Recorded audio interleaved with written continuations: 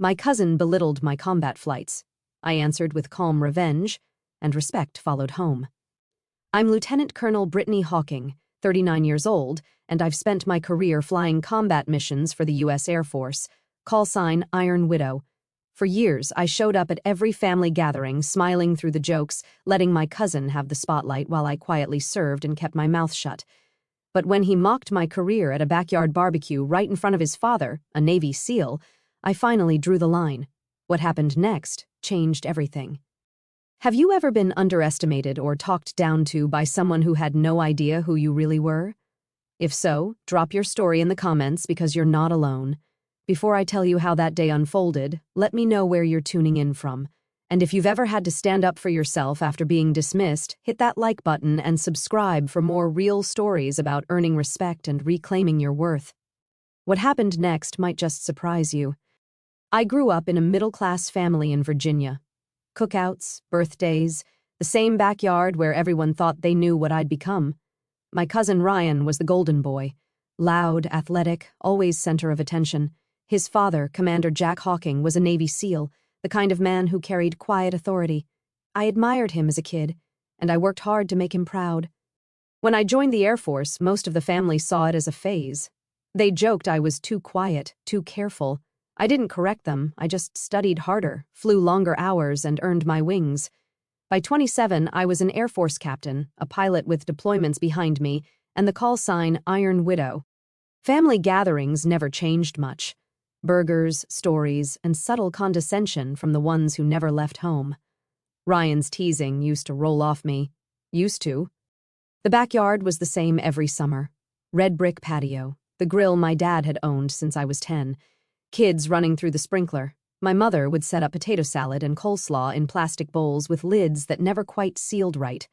My father, an engineer who spent 30 years designing systems for defense contractors, would stand near the grill with his beer, nodding along to whatever story was being told. He was proud of me, I knew that, but he wasn't the type to say it out loud. He'd just squeeze my shoulder when I came home on leave and ask if I was eating enough. Ryan's mother, Mary Ann, was my father's sister. She had that permanent hostess smile, the kind that smoothed over every awkward moment and pretended everything was fine, even when it wasn't. She'd hug me tight every time I came home and say, "Look at you, all grown up," like I was still 12. She meant well. They all did. But Ryan had grown into someone I didn't recognize. As a kid, he'd been fun, reckless in the way boys are when they think they're invincible. We'd climb trees, race bikes, throw rocks into the creek behind his house.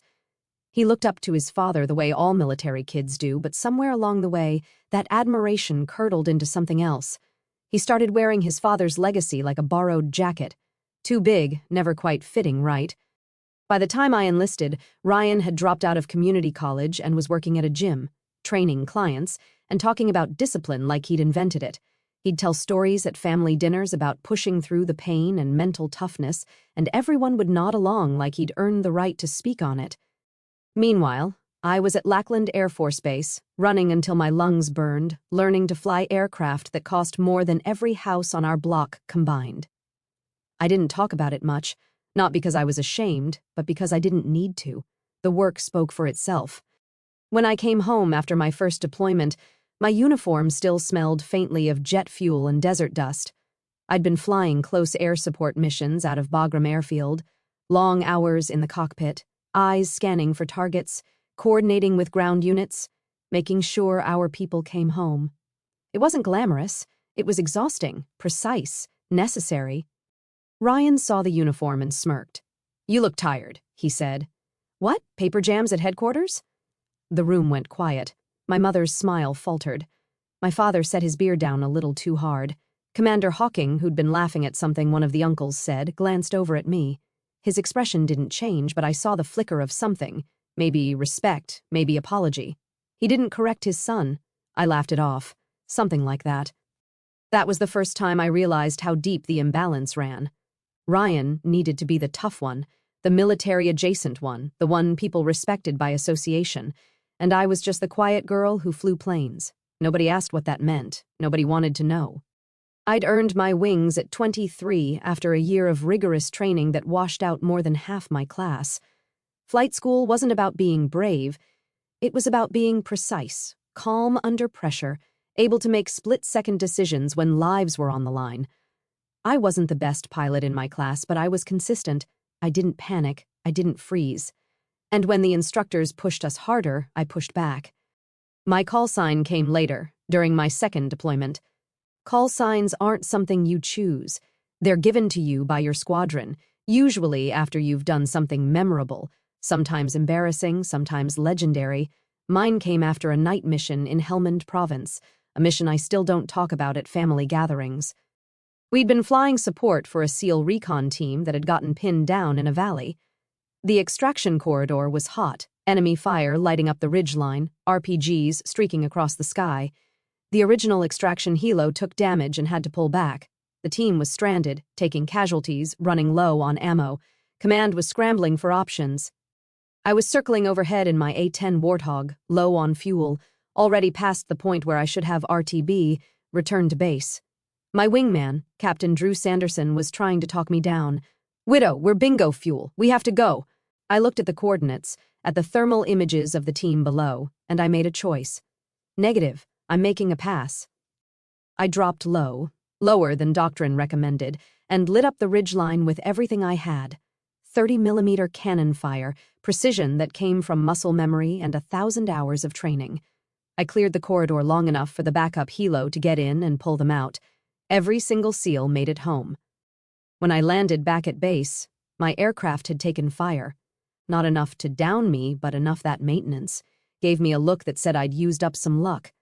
My squadron commander didn't reprimand me. He just nodded and walked away. 2 days later, the call sign was official. Iron Widow, the pilot who didn't leave people behind. Commander Hawking knew that story. He'd served with some of those SEALs.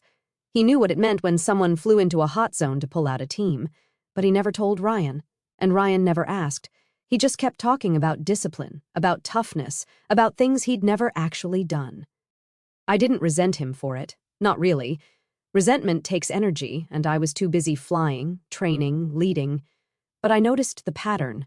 Every family gathering, every holiday, every backyard barbecue, Ryan would find a way to diminish what I did. It was never outright hostile, just casual, dismissive. "Oh, Brittany's home, how's the office job?" Or, "Must be nice flying a desk." And every time the family would laugh, uncomfortable but unwilling to intervene. My mother would change the subject. My father would clear his throat. Commander Hawking would look at me with that same unreadable expression, and I'd wonder if he was waiting for me to defend myself, or if he thought I didn't need to. I told myself it didn't matter. I had my work. I had my squadron. I had the respect of the people who actually understood what I did. That should have been enough, and most days it was. The older Ryan got, the more he leaned on his father's shadow. He'd brag about military discipline he never earned and dismiss my career as desk duty. When I came home on leave after a deployment in Kandahar, he smirked across the dinner table. "You look tired." "What? Paper jams at headquarters?" I laughed it off, even as the room went quiet. Commander Hawking gave me a nod, maybe respect, maybe apology, but said nothing. The imbalance grew. Every family event became a low-grade performance. Ryan, the loud civilian hero, me, the quiet professional who probably just files flight plans. No one corrected him. I didn't need validation from them. Or so I told myself. The thing about being underestimated is that it gives you room to move. People who don't take you seriously don't watch you as closely. They don't ask questions. They don't notice when you've changed, grown, become someone they wouldn't recognize if they actually looked. I was 29 when I returned from Kandahar. That deployment had been different. Longer, harder, more complex. We'd been flying missions in support of ground operations, providing close air support for convoys, reconnaissance for special operations teams, medevac cover when things went sideways. I'd logged over 200 combat hours in 6 months. My squadron commander had put me in for a commendation. I didn't talk about it at home. Ryan was 31 by then, still working at the gym, still living in the same apartment he'd rented after moving out of his parents' house. He had a girlfriend who seemed nice enough, though she always looked a little tired when she came to family gatherings, like she'd already heard all of Ryan's stories twice. At that particular dinner, my Aunt Marianne had made lasagna. The house smelled like garlic and tomato sauce, and my younger cousins were running around the living room playing some game that involved a lot of yelling. My mother was helping in the kitchen, and my father was out back with Commander Hawking talking about something related to naval architecture. I had just arrived, still in my civilian clothes, jeans, a simple blouse, nothing that suggested I'd spent the last 6 months in a war zone. Ryan saw me first. "Brittany, how's the Air Force treating you?" I set my bag down by the door. "Good, busy." He grinned, that same easy grin he'd always had, the one that made people like him even when he was being insufferable. "Yeah, what you been up to? Filing reports, scheduling flights?" I could have corrected him. I could have told him about the mission where we'd provided cover for a medevac extraction under fire, or the night I'd flown low enough to draw enemy attention away from a convoy that was taking casualties. I could have mentioned the commendation, the fact that I was being considered for early promotion to major, but I didn't, because the truth was I didn't owe him an explanation. "Something like that," I said. He laughed, and a few other relatives joined in, that polite, uncomfortable laughter that fills the space when no one knows what else to say. My mother appeared in the doorway, wiping her hands on a dish towel, and gave me a look that said, "Let it go." So I did. I let it go the way I always did, but something shifted that night. Maybe it was the exhaustion, or maybe it was the realization that I'd been letting this happen for years. I'd been so focused on proving myself in the places that mattered, in the cockpit with my squadron in combat, that I'd never bothered to set the record straight at home. And that silence had allowed Ryan to build his own narrative, one where I was just a pilot who did paperwork and he was the one who understood what toughness really meant. After dinner, I found Commander Hawking on the back porch. He was standing by the railing, looking out at the yard, a beer in his hand. He glanced over when I stepped outside, and for a moment, neither of us said anything. "Heard you did good work in Kandahar," he said finally. I shrugged. "Just my job." He nodded slowly, and I could see him weighing his words, deciding how much to say. "Ryan doesn't mean anything by it. You know, he's just trying to find his place." I looked at him then, really looked at him. Commander Jack Hawking, a man who'd spent 25 years in the Navy, who'd led teams into some of the most dangerous places on Earth, who'd earned every ounce of respect he carried. And here he was, making excuses for his son. "I know," I said, "but he doesn't get to define my place." He didn't respond, but something in his expression shifted, a flicker of recognition, maybe even approval. He raised his beer in a small, quiet toast, and I nodded back. The next family gathering was a 4th of July barbecue. Same backyard, same grill, same relatives. Ryan was there with his girlfriend, talking loudly about a new training program he was developing. Something about functional fitness and mental resilience. I was standing near the cooler, pulling out a soda, when he turned to me. "So, Brittany, you ever think about doing something more hands-on? I mean, flying's cool and all, but it's not like you're really in the fight, you know?" I popped the tab on the soda and took a sip, letting the moment stretch. My father, who'd been flipping burgers nearby, went still. My mother's conversation with Aunt Marianne faltered, and Commander Hawking, who'd been standing on the other side of the patio, turned his head slightly, watching. I met Ryan's eyes. "I am in the fight, Ryan. That's the part you don't understand." He blinked, caught off guard by the directness. "I didn't mean—" "I know what you meant," I said, "and I'm telling you, you're wrong." The silence that followed was different from the usual uncomfortable pauses. This one had weight. My father went back to the grill, but I saw the hint of a smile on his face. My mother gave me a small nod. "And Commander Hawking," he raised his beer again, just slightly, that same quiet toast. Ryan didn't push it. He changed the subject, started talking about something else, but the dynamic had shifted. For the first time, I'd drawn a line, and everyone had seen it. I didn't need to explain myself, didn't need to justify my career or my choices, but I also didn't need to let someone else's insecurity define me. That was the lesson I'd been learning slowly, painfully, over years of deployments and family gatherings. Respect isn't something you demand, it's something you earn, and sometimes it's something you claim. Ryan and I didn't talk much for the rest of that summer, not out of anger, but out of a new understanding. He built his identity around proximity to toughness, and I'd built mine around actually living it. We were never going to see eye to eye. And that was okay. I had my life. He had his, and the family was finally starting to see the difference. The turning point came that summer barbecue. Red cups, kids playing tag, country music humming in the background. Ryan was in full showman mode, telling exaggerated stories about his training. I was at the grill when he called out across the yard, loud enough for everyone to hear. It was late August, the kind of humid Virginia afternoon where the air felt thick enough to swim through. My father had set up the grill early, and by noon the backyard was full. Aunts, uncles, cousins, neighbors who'd been coming to these gatherings for so long, they were practically family. Someone had brought a Bluetooth speaker, and classic rock was playing at a volume just loud enough to be background noise without drowning out conversation. I'd been home for 3 days, a brief leave between training cycles. I was 31 by then, still a captain, but the promotion board results were due any day. I'd been recommended for major by my squadron commander, and if the board agreed, I'd pin on the oak leaves by my next birthday. I hadn't mentioned it to anyone. It felt like tempting fate. Ryan was holding court near the picnic table. A cluster of younger cousins and a few neighbors gathered around him. He was talking about some new certification he'd gotten, something related to high-intensity interval training.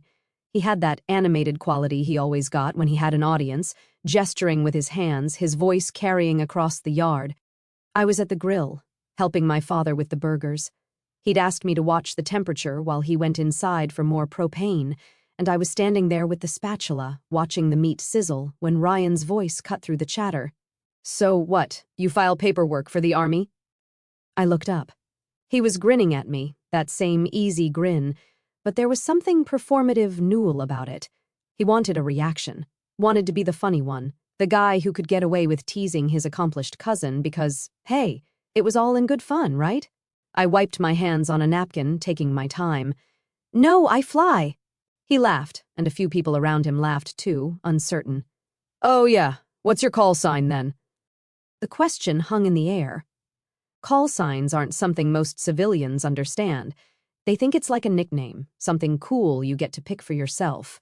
They don't realize it's a mark of respect earned through actions, given by the people who fly beside you. And they definitely don't realize that some call signs carry weight beyond the squadron. I met his eyes. Iron Widow. The name hit like a drop in pressure before a storm. The laughter stopped. A few people glanced at each other, confused by the sudden shift in tone. And Commander Jack Hawking, who'd been laughing with my father and a couple of uncles near the cooler, went completely still. He turned slowly, his eyes locking onto mine with an intensity I'd rarely seen outside of formal military settings. For a moment, he just stared, and I could see him running through his mental files, connecting dots, verifying what he'd just heard. Then he looked at his son. "Boy, apologize. Now." Ryan froze. The grin slid off his face, replaced by confusion and the first hint of embarrassment. "Dad, I was just—" "Now." The word came out flat, with no room for negotiation. This wasn't a suggestion. This wasn't parental annoyance. This was an order delivered with the full weight of 2.5 decades of command experience. Ryan's face flushed. He looked at me, then back at his father, trying to understand what had just happened. "I didn't mean anything by it." Commander Hawking took 3 steps toward him, closing the distance with that controlled, deliberate movement that said he was exercising restraint. "You just disrespected a combat pilot who saved my teammates. You think that's funny?" The backyard had gone silent. Even the kids had stopped playing, sensing something significant was happening, even if they didn't understand what. My mother stood frozen by the back door, a pitcher of lemonade in her hands.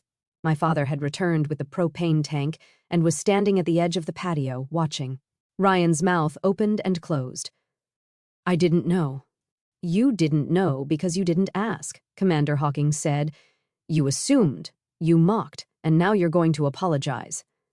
I saw the moment Ryan's pride wrestled with his survival instinct. His jaw tightened, his hands clenched at his sides, and for a second I thought he might double down, might try to salvage his dignity by arguing. But then he looked at his father's face and saw something that made him think better of it. He turned to me, and I could see the effort it took. "I'm sorry, I didn't know what you did." I nodded, accepting it. "It's fine." But it wasn't fine. Not really, because Commander Hawking wasn't done. He was still standing there, his focus entirely on his son, And when he spoke again, his voice was quieter, but somehow more intense. "Iron Widow," he said, "is the call sign of the pilot who flew into a hot extraction zone in Helmand Province to pull out a SEAL recon team that was pinned down and taking casualties. She flew low enough that she took fire herself. She cleared the corridor long enough for the medevac to get in and extract every single man. Do you understand what that means?" Ryan nodded. But I could tell he didn't. Not really. He understood that it was significant, that his father respected it, but the actual reality of what I'd done, the calculations, the fear management, the precision required to put an aircraft exactly where it needed to be while people were shooting at you, that was beyond his frame of reference. Commander Hawking looked at me then, and his expression softened just slightly. "My unit still talks about you. They don't know your real name, but they know Iron Widow, the pilot who doesn't leave people behind." I felt my throat tighten. I'd done that mission 3 years ago, and I tried not to think about it too much since, not because it wasn't important, but because dwelling on it made it harder to do the next mission and the one after that. You can't fly if you're thinking about all the ways it could go wrong. "I did my job," I said. "You did more than that," he said, "and my son is going to remember that from now on." He turned back to Ryan, and there was something almost sad in his expression. "You want respect, you earn it. You don't tear down someone else to build yourself up. Understood?" Ryan nodded, his face still flushed, his embarrassment now mixed with something that looked like shame. "Yes, sir." Commander Hawking clapped him once on the shoulder, firm but not harsh, and then walked away, heading toward the cooler for another beer. The tension broke slowly, conversations resuming in fits and starts, people trying to pretend they hadn't just witnessed something uncomfortable and significant. My father came over to the grill, taking the spatula from my hand. He didn't say anything, just squeezed my shoulder the way he always did, that brief acknowledgement that meant more than words. My mother appeared at my side, setting down the lemonade and pulling me into a quick, tight hug. "Proud of you," she whispered. I nodded, not trusting my voice. Ryan stayed on the other side of the yard for the rest of the afternoon. He talked to his girlfriend, helped his mother carry food out, played with his younger cousins, beautyanced, but he didn't come near me, and I didn't seek him out. We both needed space to process what had happened. But as the sun started to set and people began packing up to leave, I caught him watching me from across the yard. Our eyes met, and for just a moment, I saw something different in his expression. Not respect, not yet, but maybe the beginning of understanding. The realization that the world was bigger than he'd thought, and that toughness came in forms he'd never considered. I gave him a small nod, and after a hesitation, he nodded back. It wasn't reconciliation. It wasn't even really a truce, but it was a start. After that day, the family dynamic shifted. Ryan avoided me. His father didn't. A week later, he stopped by quietly. No uniform, no rank, just a man showing respect. He knocked on my apartment door at 1800 hours on a Tuesday. I was in running clothes, about to head out for my evening PT, when I heard it. Through the peephole, I saw Commander Hawking standing in the hallway, wearing jeans and a navy t-shirt, hands in his pockets. No formal visit, no ceremony, just him. I opened the door. "Sir?"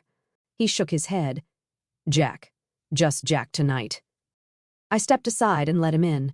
My apartment was sparse, military standard, I used to joke. A couch, a TV, a small kitchen table with 2 chairs, books on aviation and military history lined one shelf. A few photos on another, my squadron, my parents.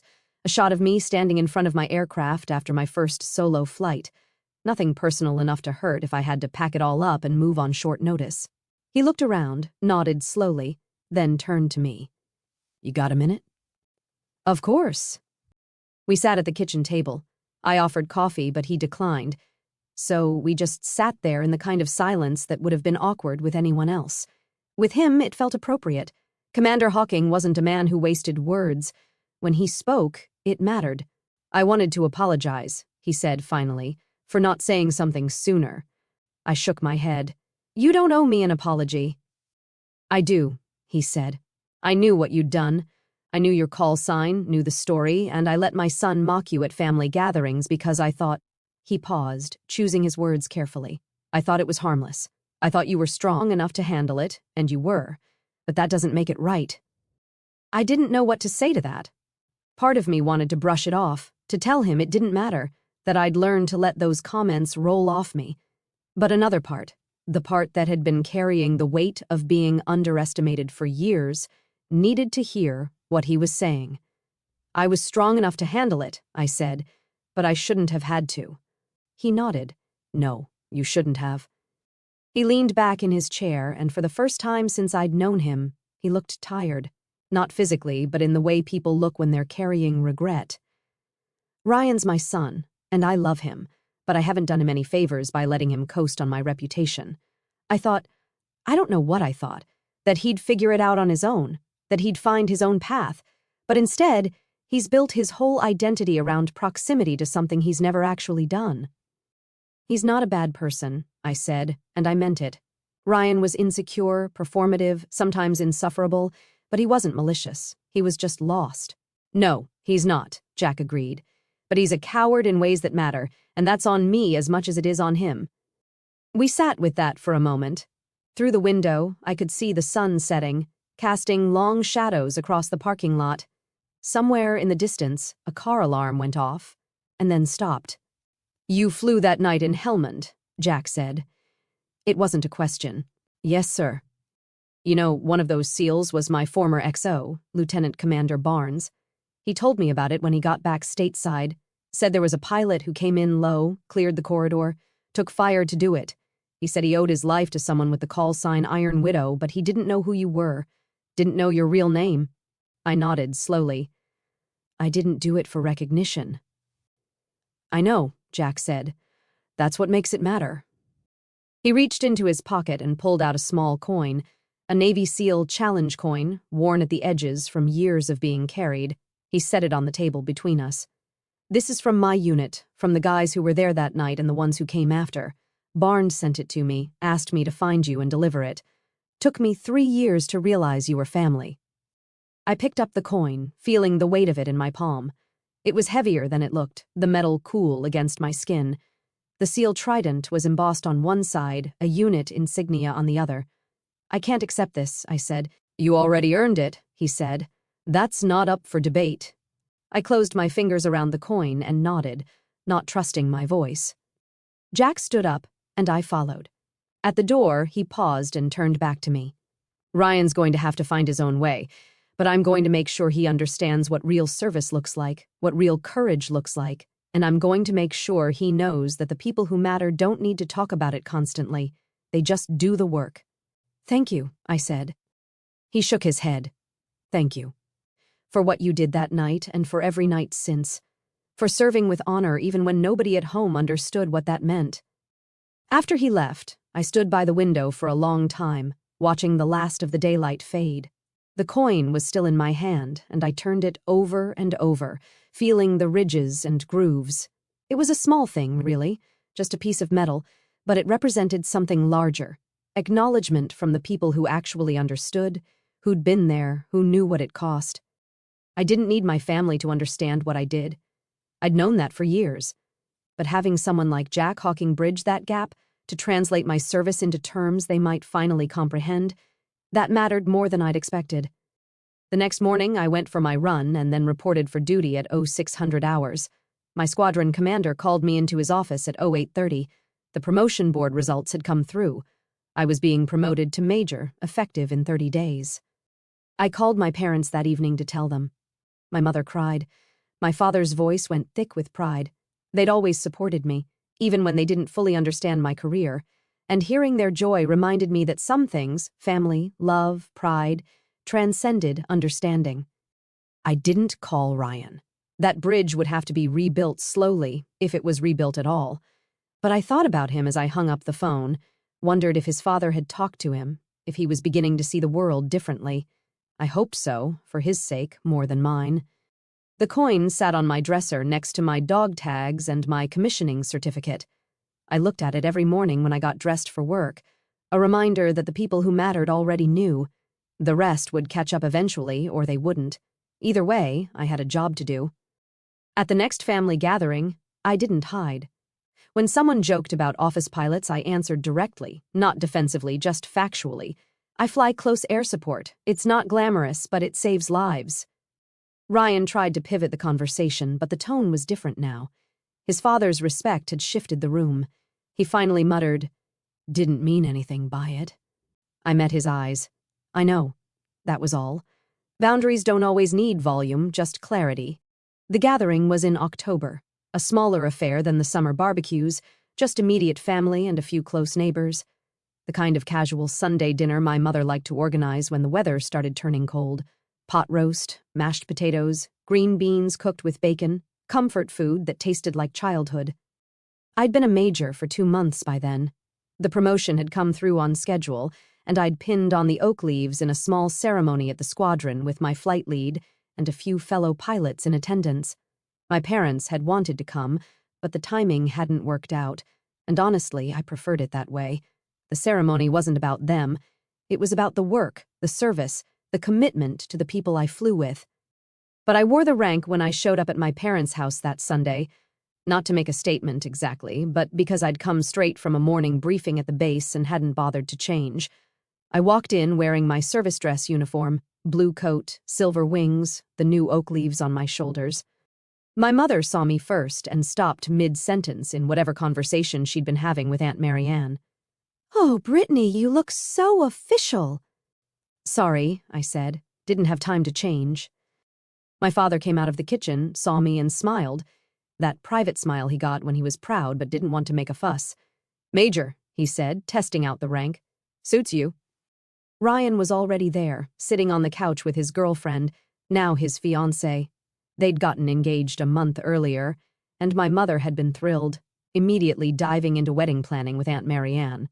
Ryan looked up when I walked in, and I saw him register the uniform, the rank, the insignia. His expression flickered, surprise, maybe a hint of something I couldn't quite name, before settling into neutral. "Hey, Brittany," he said.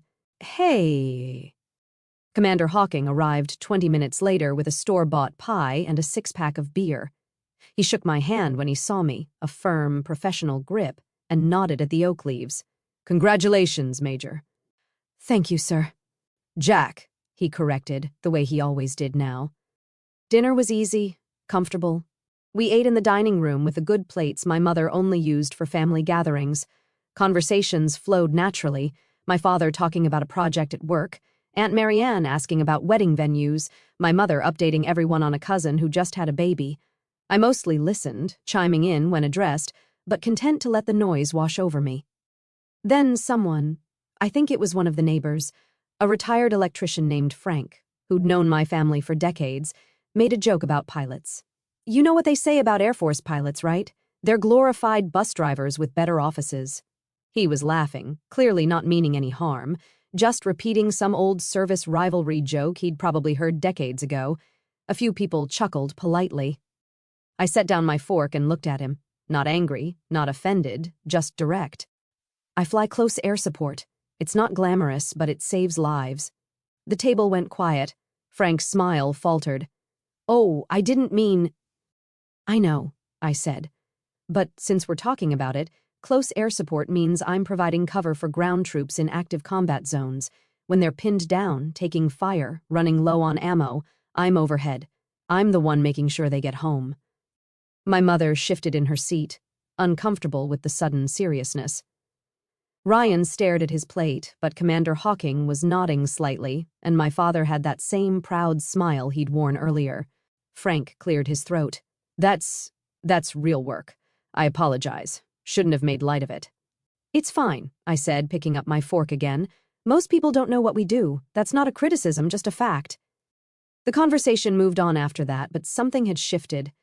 People asked me questions, real questions, not jokes. What kind of aircraft did I fly? How long were my deployments? What was it like being one of the few women in my field? I answered honestly, but without embellishment. I wasn't trying to impress anyone. I was just tired of being misunderstood, tired of letting other people's ignorance shape how I was perceived. Ryan was quiet through most of it. At one point, when I mentioned a mission where we'd provided cover for a convoy that had hit an IED, he interjected. "Sounds intense. Must be hard to—" He stopped, seemed to reconsider his words. "Must take a lot of focus." "It does," I said. He nodded, and I saw him glance at his father, who was watching the exchange with that same evaluating expression he always had, like he was measuring his son against some internal standard. After dinner, I helped my mother clear the table while the men moved into the living room. Through the doorway, I could hear Ryan talking to his father, his voice lower than usual, serious. I couldn't make out the words, but the tone was different from his usual performance. He sounded like he was actually asking questions instead of holding court. When I brought out the coffee, Ryan caught my eye. "Hey, can I talk to you for a second?" We stepped out onto the back porch. It was cold. That sharp October cold that promised winter wasn't far off. I wrapped my arms around myself, and Ryan handed me his jacket without thinking about it. A small gesture, but notable. "I wanted to say I'm sorry," he said, "for all the stuff I said before, the jokes, the comments. I didn't understand what you actually did." "I know," I said. "Your dad talked to me after that barbecue, really talked to me. You know, not just the usual pep talk stuff. He told me I'd been acting like a jackass, living off his reputation without earning anything of my own." I didn't respond. This wasn't about me validating his feelings or absolving him. This was something he needed to work through on his own. "I'm trying to do better," he continued. "Trying to figure out who I am outside of being his son or the guy who knows military guys. It's harder than I thought." "It usually is," I said. He laughed, a short, self-deprecating sound. "Yeah. Anyway, I just wanted you to know. I respect what you do. I should have said that years ago." I handed him back his jacket. "Didn't mean anything by it," I said, echoing his words from the barbecue, but without malice, just acknowledgement. He smiled, understanding the reference. "Fair enough." We went back inside, and the rest of the evening passed without incident. When I left, Commander Hawking walked me to my car. "He's trying," Jack said. "It's clumsy, but he's trying." "I know," I said. "You didn't make it easy on him tonight." "I wasn't trying to make it hard," I said. "I was just being honest." Jack nodded. "Good.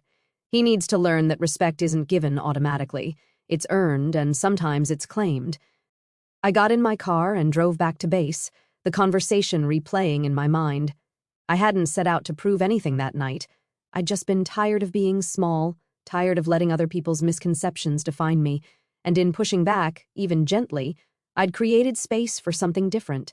Not reconciliation, not yet, but possibility. That felt like enough. Ryan struggled with the new balance. Without his father's approval on autopilot, he had to earn it. Meanwhile, my own career advanced. Promoted to major at 33, leading a flight unit. At home, the narrative changed quietly. My relatives started introducing me differently, not as our girl in the Air Force, but as Major Hawking, pilot of the 119th Fighter Squadron. Respect doesn't always arrive with applause. Sometimes it's in how people stop underestimating you. The shift wasn't immediate or dramatic. It happened in small increments over the next 2 years, like erosion working on stone. Each family gathering brought subtle changes, a different tone in how people spoke to me, questions that assumed competence rather than quaintness, introductions that included my rank and position instead of vague references to the military. I made major at 33, which put me slightly ahead of the typical promotion timeline. My squadron commander had written a strong recommendation, emphasizing not just my flight hours and combat record, but my leadership potential. By the time the promotion came through, I'd already been serving as deputy flight commander, managing schedules, training junior pilots, handling the administrative machinery that kept our squadron operational. Leading a flight unit meant responsibility for 12 pilots and their missions. It meant briefings at OH 5:30 hours, debriefings that stretched past 2200, and the weight of knowing that every decision I made could impact whether someone came home.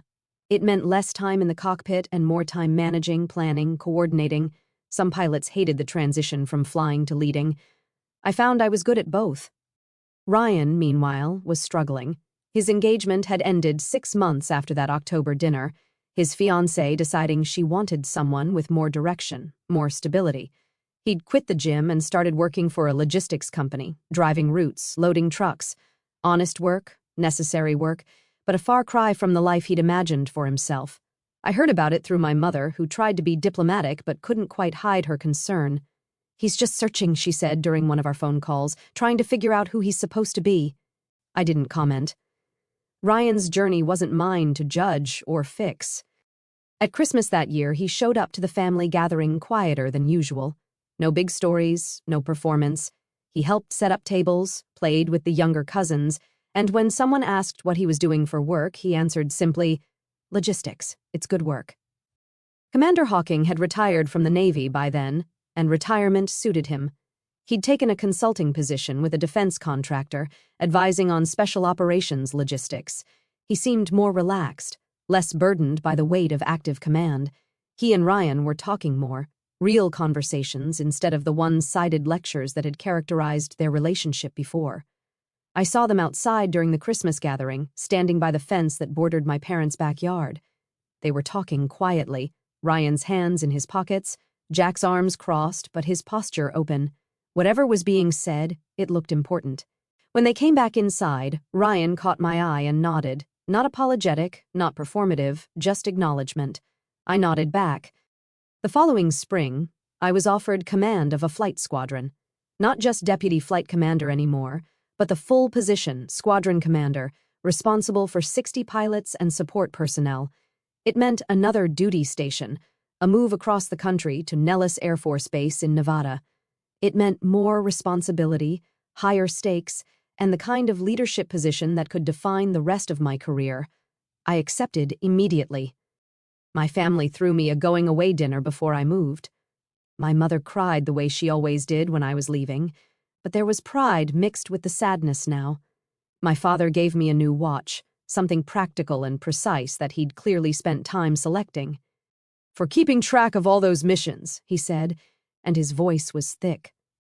Commander Hawking gave me a firm handshake and a piece of advice. "Command is lonely. Don't forget that the people under you need to see you human sometimes, not just competent." Ryan showed up late, carrying a gift bag. Inside was a book, a biography of Chuck Yeager, the first pilot to break the sound barrier. He'd inscribed the inside cover, "To Brittany for breaking barriers I didn't even know existed. Proud to be your cousin, Ryan." I looked up at him, surprised. He shrugged, uncomfortable but sincere. "Figured you'd appreciate it more than I would, and I wanted you to know I'm glad you didn't let people like me make you smaller." "I couldn't afford to," I said. He smiled, sad but genuine. "Yeah, I'm starting to understand that." We hugged briefly, awkwardly, the way family does when they're trying to bridge years of misunderstanding in a single gesture. It wasn't perfect reconciliation, we hadn't magically become close, but it was honest, and that mattered more. The move to Nellis was intense. Taking command of a squadron meant inheriting 60 people's careers, problems, hopes, and fears. I spent the first month learning names, reviewing records, sitting in on training exercises, and establishing my command philosophy. I wasn't trying to be the friendly commander or the hard-ass commander.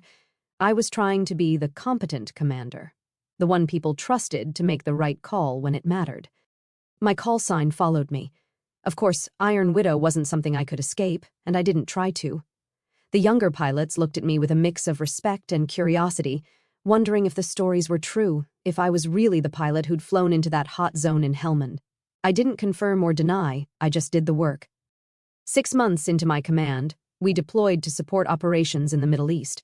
I flew combat missions while also managing the squadron's operations, a dual role that meant 14-hour days and constant pressure.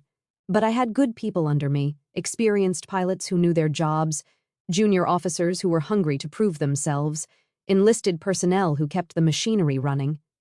During one particularly difficult mission, when we were providing cover for a special operations insertion that had gone sideways, I found myself thinking about that night in Helmand, about the decision to stay when doctrine said to leave, about the calculations that had to be made in seconds, about the weight of knowing lives depended on precision.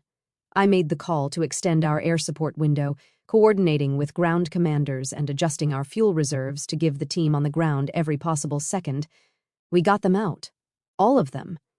When we debriefed after the mission, one of my younger pilots, a first lieutenant named Kowalski, who'd only been with the squadron for 3 months, asked me how I'd known to make that call. "Experience," I said, "and understanding that the mission isn't just about following procedure, it's about bringing people home." He nodded, absorbing that, and I saw him file it away for future reference. That's what leadership was. Not grand speeches or dramatic moments, but small lessons transmitted through example, building competence one mission at a time. Back home, my family's understanding of my career continued to evolve. My mother started reading articles about the Air Force, sending me links to stories about women in combat aviation. My father subscribed to military history magazines and would call with questions about tactics and aircraft capabilities. Even my aunts and uncles, who'd never shown much interest before, started asking substantive questions instead of making polite noises. Ryan called once while I was deployed. The connection was scratchy, but I could hear him clearly enough. "Just wanted to check in," he said. "Make sure you're okay out there." "I'm fine," I said. "Good. Your mom's worried, so I figured I'd call and see if you needed anything." It was a small gesture, but significant. Ryan reaching out not to perform or compete, but just to check in, to be family in the way that actually mattered. "I'm good," I said, "but thanks for calling." "Yeah, well, stay safe." "Always do." After I hung up, I sat in my quarters for a moment, thinking about how far we'd both come. Ryan was still figuring himself out, still searching for his place in the world. But he wasn't pretending anymore, wasn't hiding behind someone else's accomplishments. He was just trying to be decent, and that was progress. Months later, Ryan reached out. Not dramatic, just a text. "Heard about your commendation, congrats. Beer sometime." We met at the same backyard. Quieter this time, he admitted. "Didn't know what you'd done. Guess I wanted to feel like the tough one." I said, "You don't need to be tough to respect someone." Ryan replied, "Yeah, I get that now." It wasn't reconciliation so much as recognition, and that was enough. The text came through while I was in a staff meeting at Nellis, my phone buzzing against the conference table. I glanced down, saw Ryan's name, and filed it away to deal with later. The meeting ran long, budget discussions always did, and by the time I got back to my office, it was nearly 1,700 hours. I read the message again. Short, direct, lacking the performative quality his communications used to have. "Heard about your commendation. Congrats, beer sometime." The commendation he was referring to was a meritorious service medal, awarded for my work during the deployment and my leadership of the squadron through a complex operational cycle. It wasn't the kind of thing that made headlines, but it was recognized within military circles, and somehow word had filtered back to the family. I typed back, "I'm in Nevada, next time I'm home." His response came 3 minutes later. "Sounds good, just wanted to say congrats." It was 4 months before I made it back to Virginia. A combination of leave and a conference in D.C. gave me a week on the East Coast, and I spent most of it with my parents. They had aged in the 2 years since I'd moved to Nevada, not dramatically, but noticeably. My father moved a little slower. My mother's hair had gone more gray. It reminded me that time was passing, that the people I loved weren't immortal, that I needed to make these visits count. Ryan drove up on a Saturday afternoon. I was sitting on the back porch when he pulled into the driveway, and I watched him get out of his truck. A newer model, work-worn but well-maintained. He'd put on a little weight, but it looked healthy, like he'd stopped trying to maintain the gym-perfect physique that had always seemed more performance than preference. "Hey," he called as he walked around the house. "Hey." We didn't hug, just did that half-wave thing people do when they're not sure how to greet each other. My mother had set out drinks in a cooler. Beer, soda, water, and Ryan grabbed 2 beers, handing me one before settling into one of the patio chairs. For a few minutes, we just sat there, drinking and watching the yard. The same yard where we'd played as kids, where I'd been mocked at that barbecue 3 years ago, where the family had gathered dozens of times for cookouts and celebrations. It looked smaller now, or maybe I'd just gotten used to bigger horizons. "So," Ryan said finally, "Squadron Commander, that's a big deal." "It is," I said. "How's it going?" "It's going well. Challenging, but good." He nodded, taking a long pull from his beer. "I looked up what that medal was for, the meritorious service one. Read about what you have to do to earn it." "Wikipedia?" I asked, the corner of my mouth twitching. He laughed, a short, genuine sound. "Yeah, Wikipedia. And some military forums. I wanted to understand." "And what did you find?" He set his beer down on the table between us, and I could see him choosing his words carefully. That you've been doing this whole other life that none of us understood. That you're responsible for 60 people. That you've flown combat missions I can't even imagine. That you've earned respect in a world where respect actually means something." He paused. "And that I spent years making jokes about paperwork." I didn't respond immediately. The truth was, I'd let go of most of the resentment years ago. Holding on to it took energy I didn't have, and staying angry at Ryan felt like punishing myself more than him. But hearing him acknowledge it unprompted mattered. "You didn't know," I said. "I should have asked," he countered. "That's what I've been thinking about. I should have just asked what you did instead of assuming, instead of needing to be the one everyone paid attention to." A bird landed on the fence at the edge of the yard. Some small brown thing I couldn't identify. We both watched it for a moment, grateful for the distraction. "I wanted to feel like the tough one," Ryan continued. "Like I had some claim to that world because of my dad. And when you actually lived it, actually did the work, it made me feel small. So I tried to make you smaller instead." He looked at me then, direct eye contact. "That was cowardly. I'm sorry." "You already apologized," I said, "at the barbecue."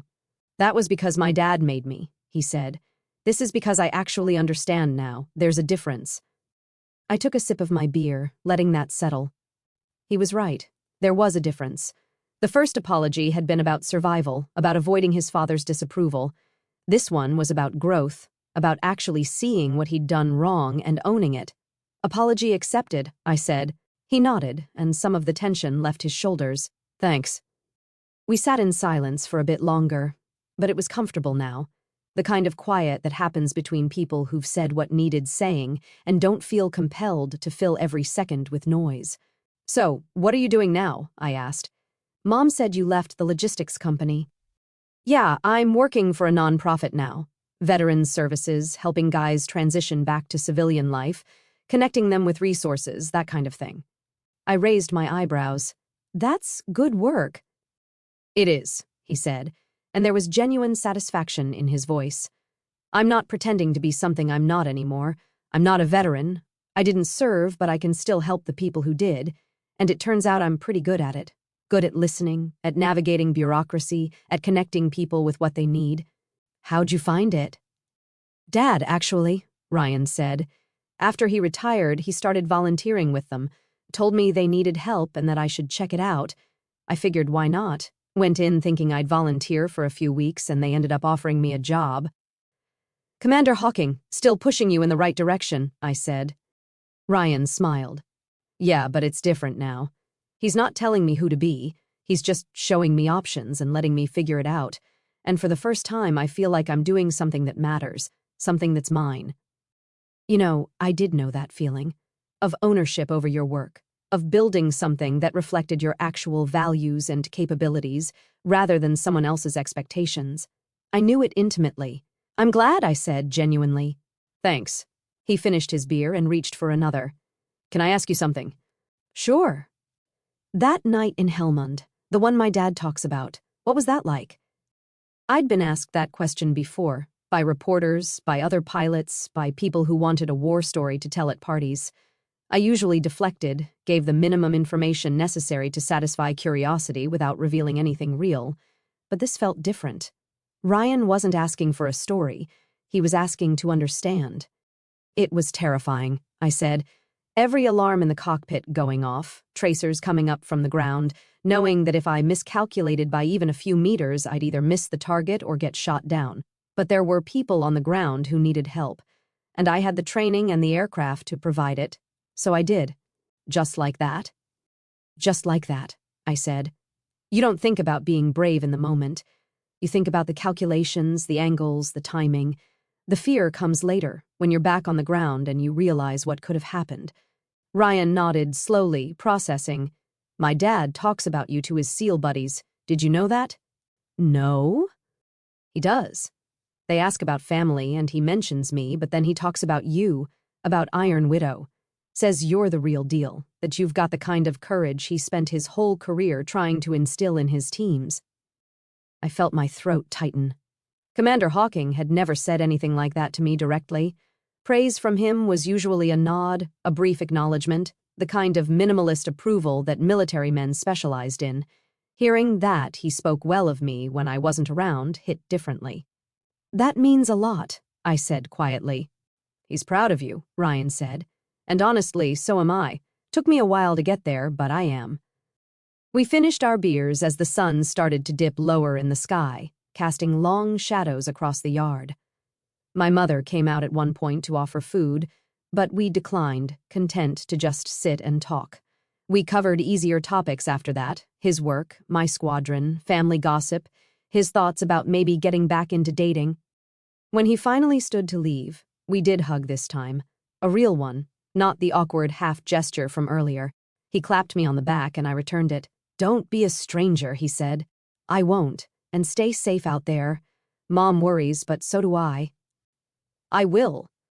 I watched him drive away, his truck disappearing down the street, and felt something settle inside me. This wasn't a dramatic reconciliation, wasn't some tearful moment of brotherhood restored. It was quieter than that, more honest. It was two people who'd hurt each other, intentionally and otherwise, finding a way to exist in the same space with mutual respect. My father came out onto the porch as I was gathering up the empty bottles. "Everything okay?" he asked. "Yeah," I said. "Everything's good." He nodded, understanding in the way he always did without needing lengthy explanations. "He's growing up." "Finally," I said. "We both are." That night, lying in my childhood bedroom with my phone charging on the nightstand, I thought about the distance I'd traveled, literally and figuratively.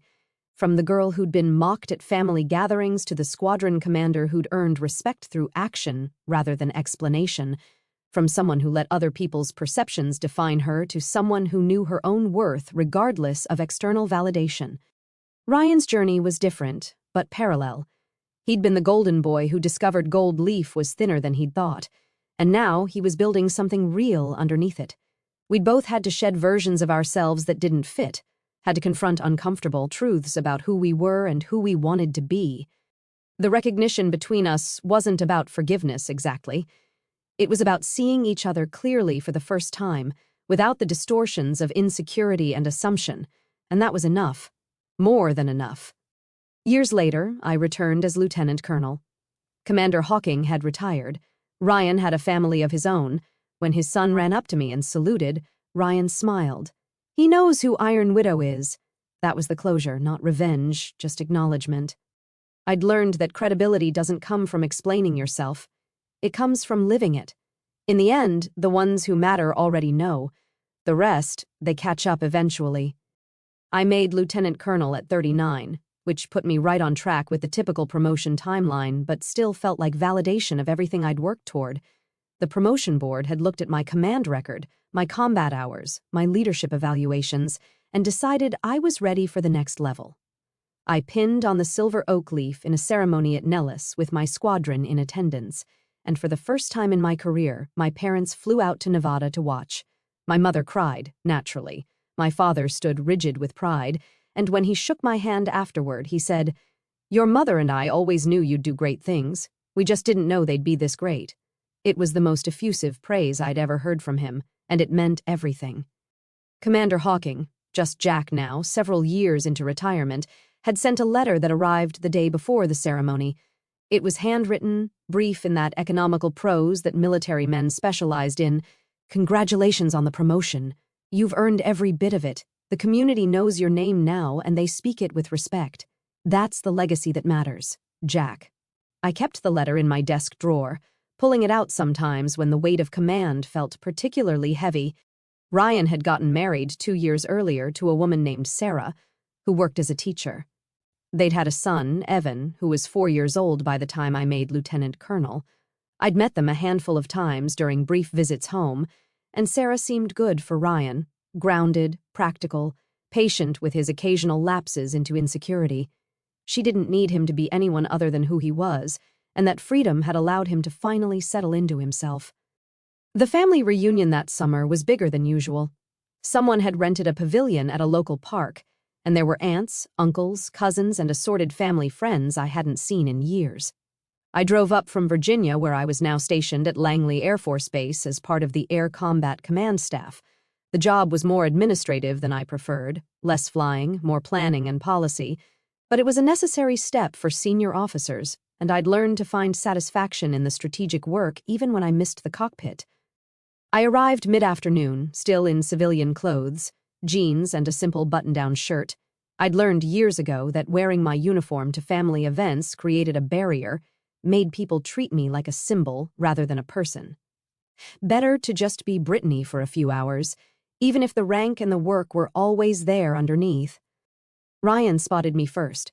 He was standing near the pavilion with Sarah and Evan, and when he saw me, his face lit up with genuine pleasure. "Brittany!" We hugged. Easy and comfortable now, Sarah gave me a warm smile and a hug of her own. "Good to see you, Brittany. Ryan talks about you all the time." "Good things, I hope," I said. "Always," she said, and the sincerity in her voice suggested she meant it. Evan was hiding halfway behind his father's leg, suddenly shy now that the stranger was actually here. He was small for 4, with Ryan's dark hair and Sarah's thoughtful eyes. Ryan put a hand on his son's shoulder. "Evan, this is your Aunt Brittany. Remember the pilot I told you about?" The boy's eyes went wide. He stepped out from behind Ryan's leg, suddenly less shy and more curious. "You fly airplanes?" "I do," I said, crouching down to his level. "Big ones, pretty big fighter jets mostly." He thought about this for a moment, processing. Then, with the gravity that only small children can muster, he snapped a salute, hand to forehead, earnest and slightly crooked. I felt something catch in my chest. Without thinking, I returned the salute, crisp and proper. "At ease, airman." He dropped his hand, grinning. Ryan was smiling too, but there was something else in his expression. Pride, maybe, or satisfaction. "He knows who Iron Widow is," he said quietly. I straightened up, looking at Ryan. "You told him." "I did. Figured he should know his aunt is pretty much a legend." "I'm not—" "You are," Ryan interrupted gently. "And it's okay to let people know that, especially family." Evan was already moving on, his attention captured by other cousins running past. But the moment lingered between Ryan and me. This was the closure I hadn't known I needed. Not an apology, not even acknowledgement of past wrongs, but this. Ryan teaching his son to respect what I'd done, passing down an understanding that had taken him years to develop. "Thank you," I said. He shrugged. "It's just the truth." The afternoon stretched out in the easy rhythm of family gatherings. Food appeared on long tables. Someone's famous potato salad, burgers and hot dogs from the grill, a sheet cake that said, "Welcome home, Brittany." Even though I technically lived in Virginia now, and this was just a visit, my mother had organized most of it, recruiting aunts and cousins to help, and the result was the kind of abundant, slightly chaotic spread that defined family events. Jack Hawking arrived late, walking with a slight limp that hadn't been there the last time I'd seen him. He'd had knee surgery, he explained when I asked, a delayed consequence of 30 years of jumping out of perfectly good aircraft and running on unforgiving terrain. Retirement had been good to him otherwise. He looked relaxed, less burdened by the constant weight of command decisions. We found a quiet spot away from the main crowd, sitting at a picnic table while the party continued around us. "Lieutenant Colonel," he said, testing out the rank. "Has a nice ring to it." "Feels good," I admitted. "Different, but good." "Command track, possibly. They've mentioned it. Wing commander in a few years if things go well." He nodded approvingly. "You'll be good at it. You've got the temperament, calm under pressure, good tactical mind, able to see the strategic picture without losing sight of the people." "Learn from the best," I said. He laughed. "Don't give me too much credit. You were always going to be exactly who you are. I just made sure my son didn't get in your way permanently." We sat in comfortable silence for a moment, watching the family. Evan was playing tag with a group of other kids, his high-pitched laughter carrying across the park. Ryan was helping at the grill, actually useful rather than performative. Sarah was talking with my mother and Aunt Marianne, already integrated into the family dynamic. "He's doing better," Jack said, following my gaze to Ryan. "Took him longer than I would have liked, but he got there." "He did," I agreed. "And you never made it easy on him by being anything other than excellent," Jack said. "That's a gift, even when it doesn't feel like one. You gave him something to measure himself against, something real instead of just my shadow." I considered that. I'd never thought about it that way, that my presence, my accomplishments, might have actually helped Ryan by forcing him to confront his own choices. But maybe Jack was right. Maybe we'd both needed each other to become who we were meant to be. "I'm proud of both of you," Jack said. "Different paths, different struggles, but you both figured it out." As the sun started to set and people began packing up, Evan ran over to me one more time. His shirt was grass-stained, his face flushed from running, but he was beaming. "Will you come back again?" he asked. "Absolutely," I said. "And will you tell me about flying?" I glanced at Ryan, who nodded encouragingly. "I will.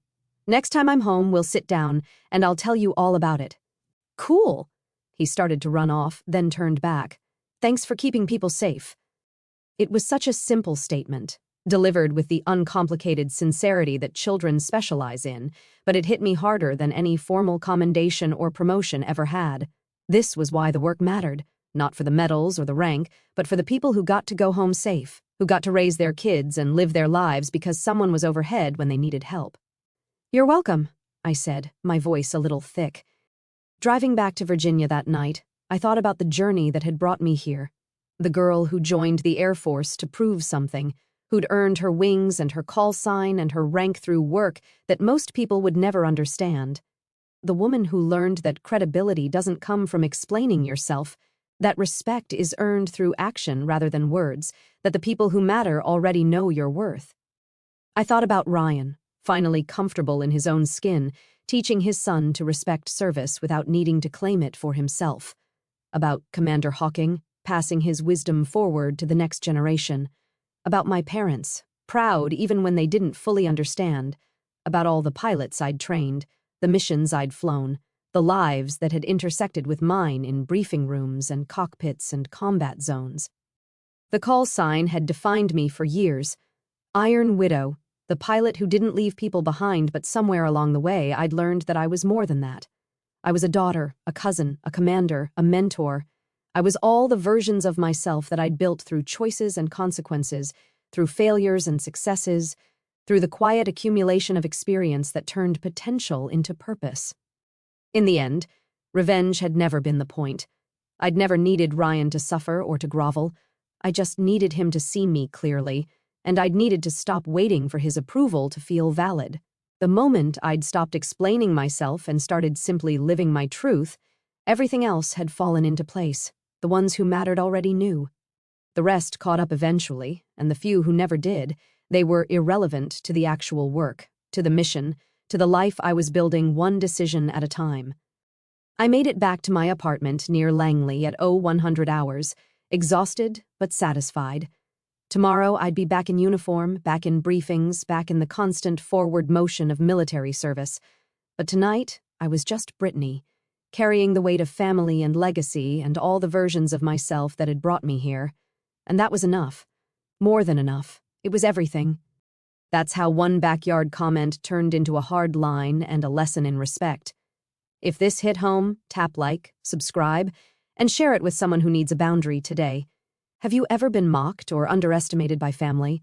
What did you do in the moment? Did they ever apologize, or did you have to set the boundary yourself?